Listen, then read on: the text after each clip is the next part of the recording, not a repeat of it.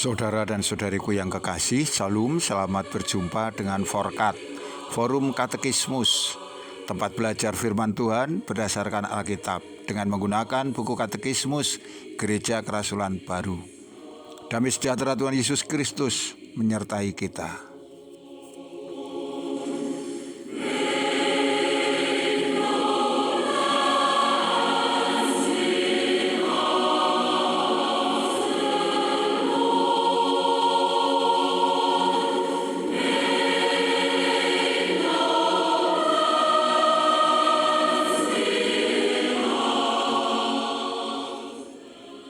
Saudaraku, kita akan mempelajari soal nomor 200. Apakah artinya ketika dikatakan Roh Kudus adalah penghibur dan penolong?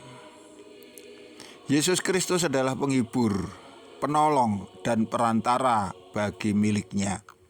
Di dalam percakapan perpisahan sebelum penangkapan dan penyalibannya, Ia berjanji untuk mengutus Roh Kudus sebagai penghibur dan penolong yang lain. Ini tertulis di dalam Injil Yohanes pasal 14 ayat 16 yang demikian. Aku akan minta kepada Bapa, dan Ia akan memberikan kepadamu seorang penolong yang lain, supaya Ia menyertai kamu selama-lamanya. Roh Kudus mendampingi orang-orang percaya. Ia menyertai mereka dalam segala situasi kehidupan. 201. Apakah artinya Roh Kudus adalah roh kebenaran? Roh Kudus menjadikan jelas apa yang berkenan kepada Allah dan apa yang bertentangan dengan kehendak Allah. Sebagai roh kebenaran, Ia mengidentifikasi kebenaran dan dusta. Roh Kudus memerhatikan agar pesan kematian, kurban, kebangkitan, dan kedatangan Kristus kembali senantiasa terpelihara dan tersebar ke seluruh zaman.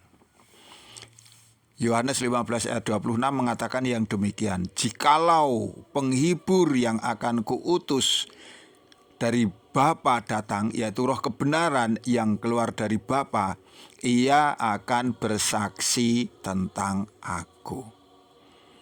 202. Apakah artinya Roh Kudus adalah kekuasaan dari tempat tinggi?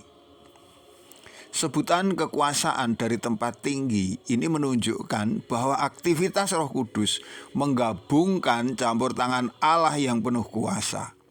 Sebagai kekuasaan dari tempat tinggi, sebagaimana tertulis di dalam kitab Lukas 24 ayat 49. Roh Kudus bergerak dan memenuhi manusia dan menguatkan mereka di dalam usaha untuk hidup sesuai dengan pekerjaan hati Allah dan mempersiapkan mereka untuk kedatangan Kristus kembali.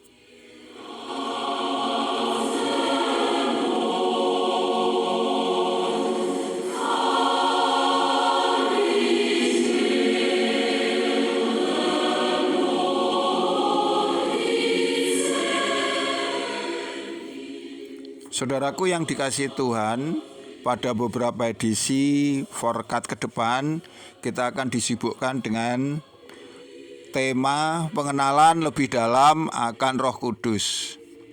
Ini membutuhkan hikmat tersendiri. Sedangkan untuk mengenali hal-hal yang real, yang nyata di depan mata kita saja, belum tentu kita dapat melakukan dengan sepenuhnya. Apalagi untuk mengenali Roh Kudus yang tidak tampak, yang tidak dapat dijangkau dengan panca indera kita. Oleh karena hal yang demikian, maka untuk mengenali Roh Kudus, orang tidak cukup menggunakan akal budi, pikiran, dan daya nalar, melainkan yang terpenting untuk hal itu adalah orang harus memiliki iman. Yang pertama dikatakan bahwa Roh Kudus adalah roh penghibur dan penolong. Ini mengacu kepada Tuhan Yesus Kristus.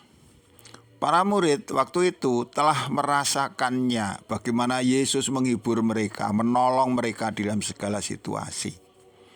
Ini hendaknya menjadi acuan kita dan juga mereka dalam mengenali Roh Kudus.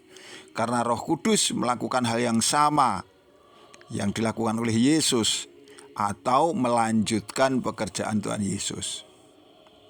Yesus menghibur dengan hiburan yang sejati, yaitu bukan hanya dengan memberi materi atau harta benda yang menjadi kesukaan banyak orang, bukan hanya memberikan penghiburan yang sifatnya jasmaniah atau duniawi, melainkan dengan pengetahuan penting dalam Tuhan.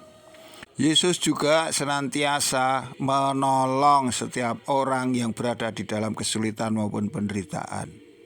Namun pertolongannya bukan hanya bertujuan untuk melepaskan manusia dari kesulitan-kesulitan jasmani atau duniawi belaka, melainkan lebih dari itu untuk melepaskan kita dari kematian kekal.